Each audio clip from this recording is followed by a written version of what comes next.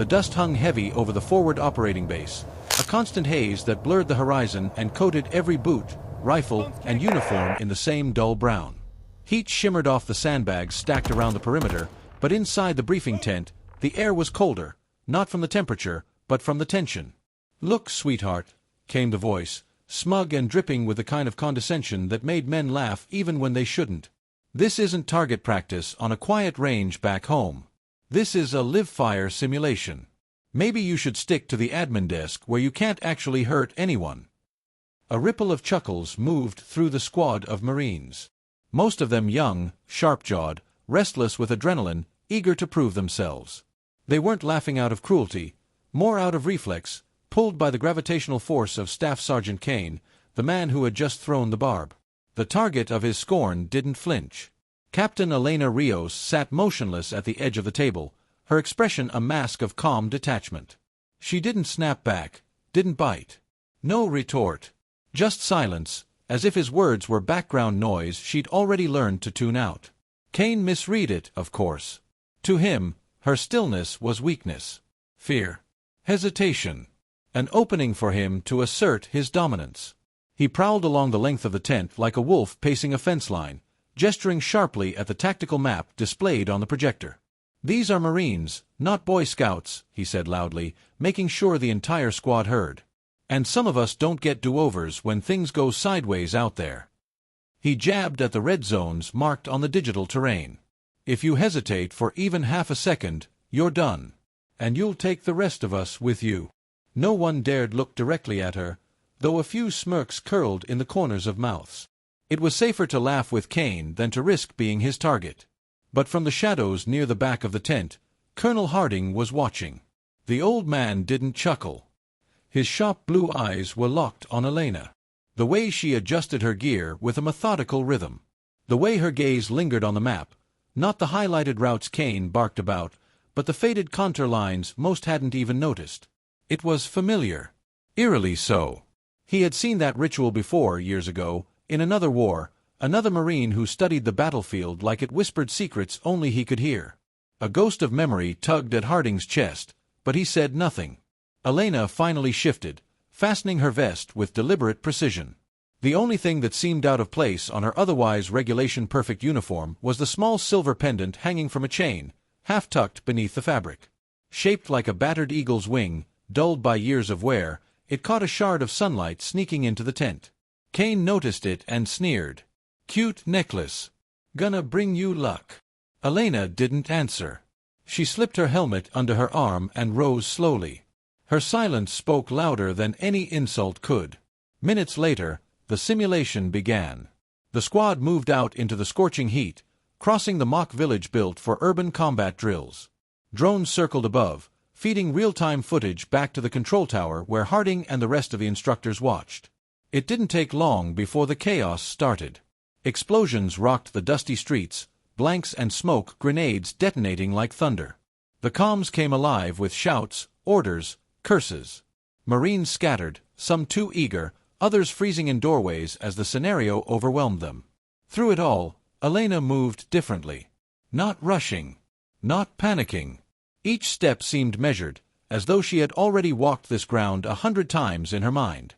While the others scrambled toward the obvious cover, she veered down a narrow alley, bleeding altitude in the battle the same way a pilot bleeds energy from a faltering jet. In the tower, Kane's voice boomed over the comms, mocking even as the chaos unfolded. "She's off course. Out of formation. She's gonna get herself cut off." But Harding leaned closer to the screen. His fingers tightened on the console. He recognized the pattern, something that shouldn't have been possible for anyone who hadn't been trained in a school that didn't officially exist. The colonel whispered, almost to himself. Where the hell did she learn that? The alley was narrow, lined with crumbling stone walls meant to mimic the villages Marines had patrolled for decades in endless wars.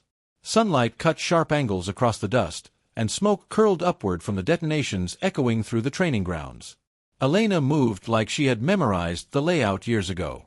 Her rifle swept corners in short, precise arcs. Her breathing, steady and measured, came over the comms like the low hum of machinery. Behind her, the squad disintegrated. Marines scrambled into exposed positions, shouts clashing over radio traffic. One group rushed to a rooftop without covering fire. Another piled into a courtyard, bottlenecking themselves. Kane barked orders so fast they overlapped, contradictory, panicked, all wrapped in the false authority of someone desperate to reassert control. "Rios!" his voice roared in her ear. "Get back with the formation. You're bleeding the clock. You'll tank our score if you keep freelancing." But Elena didn't answer. She stopped, crouched at a corner, and tapped her helmet camera to zoom. Through the dust, she spotted the ambush sites, wooden frames where enemy silhouettes would pop up once sensors triggered. The rest of the squad hadn't noticed. They were funneling right toward them. Her hands shifted quickly. She keyed into a private channel, one most of the squad didn't even know existed. "Delta 2, hold. Do not breach that courtyard. It's wired." Her voice was calm, so calm it froze the young lance corporal who heard it. He stopped mid-step, looked down, and sure enough, mock tripwires gleamed faintly in the dirt. If he'd gone forward, he'd have set off the simulation mines, killing half the squad in one instant. In the tower, Harding's jaw tightened. His officers around him leaned closer to the monitors, murmurs buzzing. She hadn't just spotted one trap, her path was threading between all of them, weaving through the scenario like she had written it herself. Kane, however, wasn't watching closely enough to understand. "She's off script," he snapped, slamming his fist on the console. "She's ignoring the designated objectives. Somebody rein her in before she wrecks the whole run." But Harding raised a hand, silencing the staff. His eyes never left the screen. "No. Let her work." Elena shifted into the open street, every step calculated, every decision precise. She wasn't rushing to the safe zones like the manual prescribed. She was bleeding time and space deliberately, pulling the simulation's artificial enemy triggers out of sequence. It was madness by the book. But the telemetry streaming across Harding's console told a different story, one he recognized with a chill. Her pacing, her angles of attack, even the way she dragged the squad's attention to her sector, it mirrored a technique nearly extinct in modern doctrine. The same maneuver Harding himself had seen once, years ago, when a legendary Marine captain had turned a no-win scenario into a textbook survival. The colonel leaned forward, whispering to no one in particular. "That's not possible." Down in the dust, the Marines began realizing something was wrong. Elena's silent choreography had left them out of position, staring at her back as she drew simulated fire. The system's automated enemy sensors lit her up, pouring blank rounds and thunderous noise down her alley. To the untrained eye, it looked suicidal. But then the impossible happened. She cut left at the last second, slipping into the skeleton of a collapsed building. A move no Marine should have survived. Yet the rounds tracking her suddenly overshot, sensors confused. Her path had manipulated the AI itself, baiting the program into overspending its fire. The squad, stunned, followed her route and emerged behind the ambush instead of inside it. Where failure should have been inevitable, victory lay waiting. For a moment, there was only stunned silence across the comms. Then a single whisper from the corporal who had nearly stepped into the trap earlier. "How the hell did she know?" In the tower, Kane stood frozen. The laughter he had earned earlier was gone. Sweat lined his forehead. His eyes darted between the screens and Harding, searching for support. But the colonel wasn't looking at him anymore. His gaze had dropped to Elena's file projected on the secondary display. Her service record was thin, too thin for someone who just executed a maneuver like that. Almost as if it had been scrubbed. And then Harding's eyes caught the small pendant swinging against her chest as she cleared the alley. That dull silver wing. His memory snapped into place like a bolt slamming shut. He whispered one word, a name, a ghost. "Rios." The village roared with noise. Simulated detonations cracked like thunder, the smell of cordite from blank rounds mixed with the acrid bite of smoke grenades. Marines scrambled, shouting over each other, rifles clattering as they tried to regain order. But Elena. She flowed through the chaos as if she'd been born inside it. Each doorway she cleared, each turn she took, was surgical, no wasted motion, no hesitation. Her breathing over the comms was steady, inhumanly steady, even as explosions rattled windows around her. The squad was fracturing, their confidence crumbling as the scenario overwhelmed them. Kane tried to bark his way back into control, his voice sharp and angry. "Rios, damn it, you're pulling us off target. You're wrecking the run." His words cut short when 3 Marines, following Elena's detour, slipped behind the enemy silhouettes and neutralized the ambush before it could spring. Sensors blinked green across the monitor. What should have been a catastrophic squad wipe registered as a flawless flank. The room in the tower went dead silent. Officers leaned in, squinting at the data feed. "That wasn't luck," one muttered. "She predicted the trigger timing." Harding didn't answer. His eyes tracked her like a hawk. He could see the discipline in the angle of her movements, the way she conserved motion like a chess master conserving pieces. It wasn't guesswork, it was memory. Old memory. On the ground, the squad began to shift. The mocking smirks that had greeted her in the tent were gone. Now they found themselves falling into her rhythm, unconsciously adjusting to her pace. Marines who'd ignored her 5 minutes ago were mirroring her angles, copying her cover transitions. She wasn't giving orders, yet she was leading them. Elena reached the heart of the mock village, where the scenario always turned brutal. The kill zone was designed to chew squads apart, multiple entry points, crossfire sensors, bottlenecks that punished hesitation. Kane had hammered into them for weeks. Charge it fast. Overwhelm it before it overwhelms you. But Elena stopped. She lifted her hand, a simple, silent signal, and the Marines behind her froze. For the first time that day, they obeyed her without a word. Through her scope, she tracked the lines of sight, every sensor, every simulated enemy position. Her eyes flicked once to the rooftops, then to the cracked pavement at her feet. The silence stretched, so long that Kane spat over comms, furious. "What the hell are you waiting for? Get in there." Elena tapped her radio. "Enemy patterns are scripted. Same every cycle. We won't rush into it." She didn't explain further. She didn't need to. She stepped sideways into a shadowed alley no one had ever used in training before. A forgotten corridor, half-collapsed, ignored by generations of Marines running the same scenario. Her boots crunched softly on gravel as she led them through. And then, the entire kill zone collapsed. The enemy silhouettes blinked on, sensors triggered, but the squad wasn't there. They weren't funneled into the open. Instead, they emerged on the flank, rifles sweeping, clearing the kill zone from behind. The entire trap disintegrated in seconds. What should have been their end became a clean sweep. The monitors in the tower flared green. One by one, impossible scores appeared on the data feed. Harding's officers stared in disbelief. That path wasn't even on the map. How did she know it was there?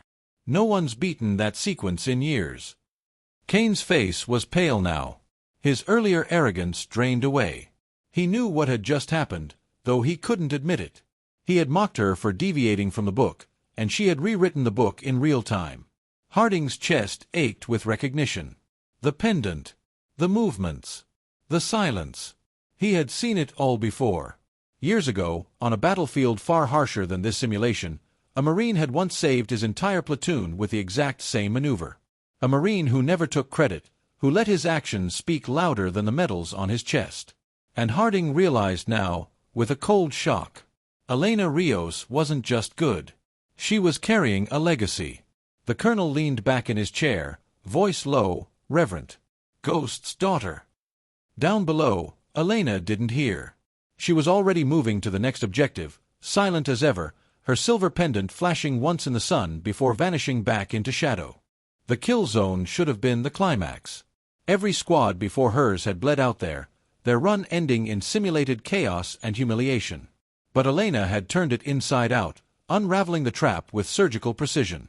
The monitors in the tower glowed an impossible green, victory after victory stacking up where red failures usually reigned. Impossible, one officer muttered.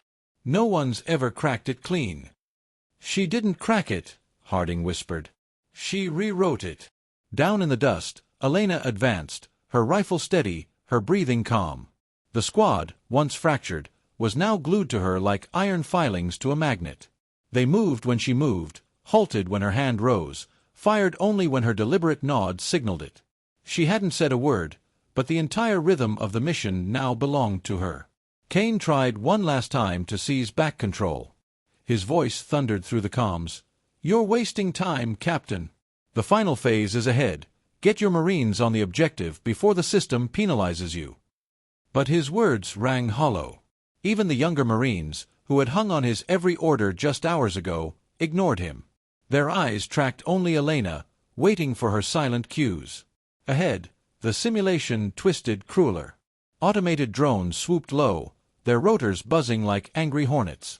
Sensors in their bellies tracked every heat signature, every flicker of movement. Instructors had designed this phase to be unbeatable. Once the drones locked you, the system flooded the map with overwhelming enemy fire. "Stay in cover. Do not move until I clear them," Kane barked, desperation in his tone. Elena didn't stay in cover. She stepped into the open street. Gasps filled the comms. "What is she doing?" someone whispered. Her boots crunched across the sand-coated asphalt, the drones pivoting to track her. She raised her rifle, not to fire, but to lift the muzzle slightly, the angle oddly deliberate. She squeezed 2 rounds into the cracked concrete, not at the drones. Dust exploded upward in a small cloud. The drones swerved, sensors confused by the heat bloom and sudden shift in infrared signature. For 2 precious seconds, their tracking faltered. And in that sliver of opportunity, Elena moved. Her body low, her angles precise, she threaded the space between their scanning arcs like she had memorized their programming. In the tower, every officer was on their feet. "She's blindsiding the AI," one said in disbelief. She can't know the algorithm." Harding's voice was gravel. "She does." On the ground, the squad watched, stunned, as Elena wove through the impossible gauntlet. The drones locked, reset, then lost her again. Their system couldn't keep up with her deliberate missteps, the feints, the sudden pauses. By the time she reached the far wall, her Marines were already mimicking her moves, staggering their timing to slip through the drone's blind spots. One by one, they cleared the street without a single simulated casualty. The monitors flashed green again. The impossible gauntlet had been cleared flawlessly. Kane had no words. His mouth hung open, sweat dripping down his temples. The laughter, the mockery, the arrogant posturing, all of it was gone. In its place stood a man who looked like he'd seen a ghost. And in a way, he had. Elena crouched by the far wall, checking her squad with quick, sharp glances. She touched the pendant at her chest once, almost unconsciously, before rising to lead them into the final sector. In the tower, Harding finally spoke, his voice carrying across the tense silence. "Pull up her unredacted record." The airman at the console hesitated. "Sir, her file is classified at—" "Do it," Harding snapped, his tone brooking no argument. "Authorization Harding Delta 6. The keyboard clacked. Warnings flashed. And then the file opened. The officers leaned in, their faces pale as the words scrolled across the screen. Flight hours. Combat citations. Classified operations. A history that didn't belong to a simple line officer. Her record listed training programs no one admitted existed, missions whispered about in mess halls like myths. And there, in the middle of it, was a name Harding hadn't heard in 20 years. A name tied to a Marine who had once saved his life in the burning streets of Fallujah. Her father. Elena Rios wasn't just another Marine. She was bloodline. She carried the legacy of a man known only in whispers as Ghost, the Marine who'd made the impossible look routine. And now, in the dust below, his daughter was doing the same. The simulation wasn't supposed to end this way. By now, most squads were usually dead, the after-action review nothing but a list of mistakes and excuses. But Elena's squad wasn't dead. They were alive, every single one of them, moving clean through a gauntlet that had chewed up better men. The monitors in the tower were a wall of green. Clean sweeps. 0 casualties. A perfect run. The room was silent except for the hum of electronics. Even the most junior officers, who normally whispered critiques, stood frozen in disbelief. On the ground, the squad was changing before Harding's eyes. A unit that had stumbled through drills for weeks now moved like they'd been forged in fire. Elena had fused them together without a single speech, without raising her voice once. Silence had become command. They reached the final rally point, a battered courtyard with sandbags stacked in defensive rings. The system beeped once, signaling mission complete. The Marines froze, staring at the scoreboard that blinked on their helmet HUDs. 99.8%. It was a score no one had ever seen. The only deduction came from bypassing the prescribed route. Kane's voice broke the silence, weak, trembling. That's not possible. The squad turned to look at him. For the first time, no one nodded. No one echoed him. Their eyes were on Elena, who stood in the center of the courtyard, calm as ever, her silver pendant dull against the dust coating her uniform. In the tower, Harding pushed back his chair. The screech of metal on concrete cut the silence like a blade. The colonel had watched the entire run without moving a muscle, but now he rose with deliberate weight. "Pipe her comms through the tower," he ordered. An airman toggled the switch. Elena's calm breathing filled the room. Harding reached for the microphone, his voice amplifying across the training ground, rolling over the Marines like thunder. "Ghost," he said. Every Marine froze.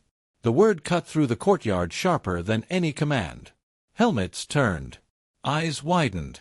Down below, Elena lifted her head slightly, a flicker of recognition in her eyes, though her face remained unreadable. Harding's voice carried on, steady, reverent. "That was a textbook ghost maneuver. Haven't seen one since your father taught me how to survive Fallujah." He let the words hang, heavy, undeniable. The squad stared at Elena, stunned.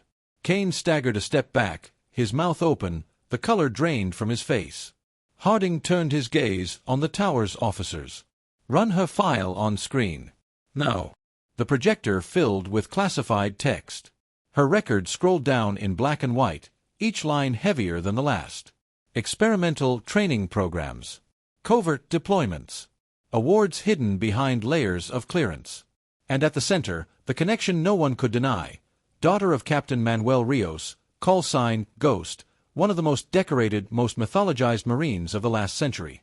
The squad whispered, awe threading through the static of the comms. Ghost's daughter. Kane collapsed into a chair, shaking his head. His earlier arrogance replayed in cruel contrast.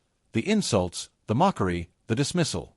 He hadn't belittled a rookie, he had spat on a legacy. Harding's tone shifted, lower now, dangerous. "Major Kane." The staff sergeant snapped upright, but Harding's eyes cut into him like bayonets. "You assumed you were teaching a student.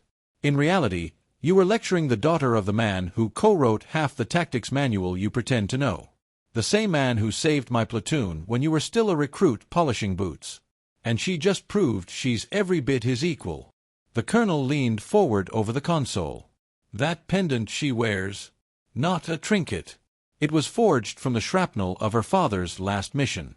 That's not jewelry, Major. That's a legacy." The tower was silent. The courtyard was silent. Even the air seemed to hold its breath. And then, slowly, Marines began to look at Elena differently. Not with pity. Not with skepticism. But with reverence. She didn't smile. She didn't bask. She simply nodded once, adjusted her gear, and turned away, already moving toward the debriefing tent. Because to her, it wasn't about proving anyone wrong. It was about proving the standard right. By the time Elena walked back through the dust toward the debriefing tent, the whispers had already begun.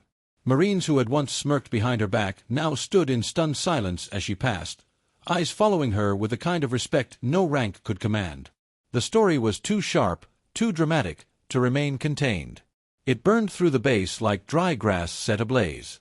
Before her squad had even removed their helmets, the tale was already being retold in the chow hall, the barracks, and the motor pool. The way she broke the kill zone.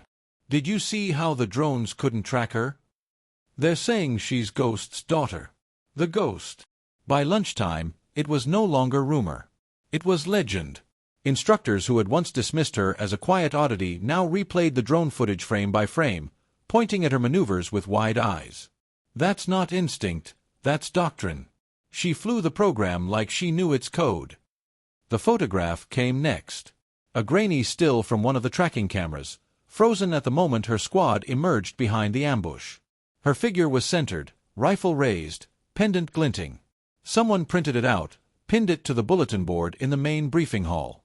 Underneath, in thick black marker, An anonymous hand scrawled, "The battlefield doesn't care what you say."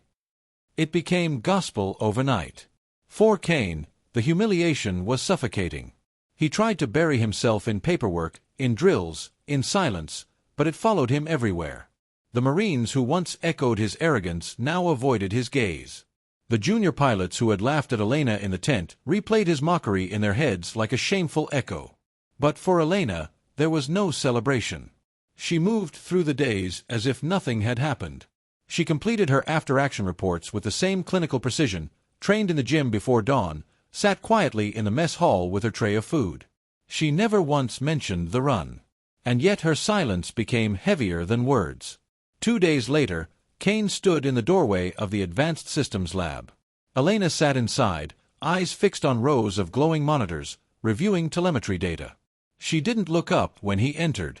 For a long moment, Kane said nothing. The weight of his pride fought against the pressure of his shame. His hands twitched at his sides, knuckles whitening. Finally, his voice came low, stripped of its swagger. "I was wrong." Elena paused, her fingers hovering over the keyboard. Kane swallowed hard. "I disrespected you. I disrespected your father's legacy. And I disrespected this uniform." He straightened, his voice firmer now. "I'm not asking for forgiveness. I'm asking if you'll teach me." For the first time since the simulation, Elena turned to face him. Her eyes held no anger, no triumph. Just the same calm silence she had always carried. She studied him for a long moment, then gave the slightest nod. "Briefing room 4. 0800. Kane exhaled, nodded once, and left. The next morning, the debrief was standing room only. Word had spread, Rios was teaching. Marines crammed into the hall, shoulders pressed together, notebooks open. Kane sat in the front row, posture rigid, pen clutched in his hand. Elena stood at the front of the room. She didn't raise her voice. She didn't mention Kane, or the humiliation, or the whispers echoing across the base. Instead, she pulled up the telemetry data from the simulation. Line by line, she broke down every decision, every maneuver, every breath she had taken. Her analysis was cold, technical, exact. It was a lecture, not a victory lap. A lesson, not a boast. The Marines listened in silence, spellbound. They had expected a warrior. Instead, they found an engineer, a tactician, a teacher. And that was more terrifying, and more inspiring, than any battlefield story. Kane filled pages with notes, his brow furrowed, nodding at every principle she laid out. He didn't see himself as a superior anymore. He was a student.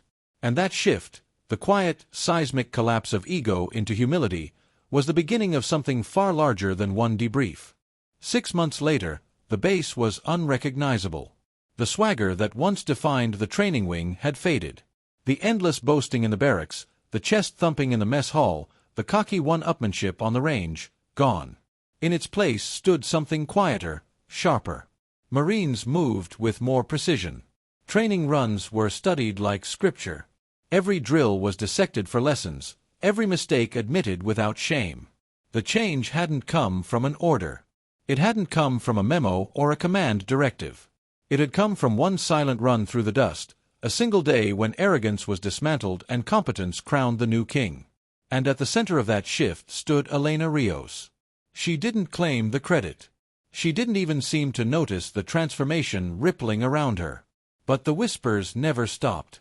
Every new Marine who walked through the gate was told the story before their first drill. The Ghost's daughter. The impossible run. The drones that couldn't touch her. The kill zone turned inside out. They pointed to the photo on the bulletin board, the grainy black and white still of her squad emerging from behind the ambush. They recited the words scrawled beneath it, "The battlefield doesn't care what you say." For Kane, the lesson had been permanent. The man who once strutted through the base now carried himself with quiet humility. His classes became infamous, not for bluster, but for brutal honesty. He told new Marines the story of his own humiliation, the day he mistook arrogance for authority. He hammered the same lesson over and over. The most dangerous weapon in the battlefield isn't your rifle, it's your pride. And strangely, that honesty made him respected in a way swagger never had. He became one of the most sought-after instructors, not because he was perfect, but because he admitted he wasn't. Elena, meanwhile, was gone. Reassigned quietly to another program, another base. She vanished as silently as she had arrived. No farewell party, no ceremony. One morning, her bunk was empty. Yet her presence lingered. The Marines called it the Ghost Glide now, even though it wasn't an official term. When a squad executed a maneuver flawlessly, they whispered it. When someone held their tongue instead of boasting, they said it under their breath. When a young Marine hesitated, unsure if they had what it took, an instructor would nod at the bulletin board photo and say, "Remember, Ghost's daughter never raised her voice." The legend grew, fed not by her words, but by the silence she left behind. It wasn't just a story anymore, it was folklore. A parable passed down with reverence, shaping the culture of an entire generation of Marines. In the command office, Harding kept a copy of her file locked in his desk. Sometimes, late at night, he pulled it out and read the lines again. The awards. The missions scrubbed from history.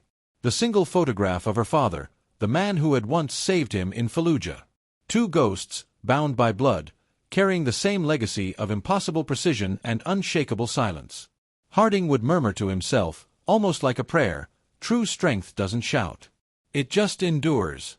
And he knew that as long as Marines told her story, the lesson would endure too. Months turned into a year. Elena Rios was gone, reassigned to a classified program that no one could name and few dared to ask about. She disappeared like a ghost into the wind, leaving no trail, no explanation. But she had never really left. Her story lived in the bones of the base, whispered in barracks under flickering lights, carved into the rhythm of training runs, carried in the posture of every Marine who walked the range. The Ghost Glide had become more than a maneuver, it had become a mindset. Every time a young Marine was tempted to rush into a kill zone, they remembered her silence. Every time arrogance began to creep into an instructor's voice, they saw Kane standing humbled in the front row of her debrief. And every time someone doubted themselves, wondered if they belonged here, if they had the grit to stand shoulder to shoulder with the best, they were pointed to the bulletin board photo. A frozen image of one woman, calm and precise, leading her squad through the smoke. Beneath it, those words in thick black marker. "The battlefield doesn't care what you say." It was no longer just her story. It was theirs. Across the Corps, word spread. Recruits arriving at other bases heard fragments of the legend before they even unpacked their bags. "There was this captain," someone would whisper. "Quiet. Overlooked. Everyone laughed at her. And then she rewrote the rules." The details blurred, as stories do. Some swore she'd broken a real ambush overseas, not a simulation. Others claimed she'd outmaneuvered drones in live combat. A few said the pendant around her neck was forged from the steel of her father's last battlefield. None of it mattered. What mattered was the core truth. Silence had triumphed over arrogance, competence over noise, humility over pride. In time, Elena's name faded from the story, just as her father's had before her. She was no longer Elena Rios, the Marine captain who shocked a base. She became something larger, something faceless, the unknown hero. In chow halls and barracks, new Marines didn't always know her rank or her full history. But they knew the lesson. They knew the feeling. They carried it like a torch. And perhaps that was exactly as she wanted it. Because Elena hadn't come to prove herself to anyone. She hadn't needed the cheers or the recognition. She had only needed to prove, to herself, to the legacy she carried, to the battlefield itself, that precision and silence still mattered. True strength, she had shown, was not in the volume of your voice but in the clarity of your actions. True legacy wasn't declared, it was demonstrated, one flawless choice at a time. Somewhere, far from that dusty base, she moved again in silence. Another battlefield. Another mission no one would know about. Another test where the only score that mattered wasn't written on a monitor but etched into the survival of those who followed her lead. The Ghost's daughter. The unknown hero. A Marine who had never asked for a title, but who had left one behind anyway. And the Marines who remembered her told the story not with fanfare, but with reverence, passing it down like scripture to the next generation.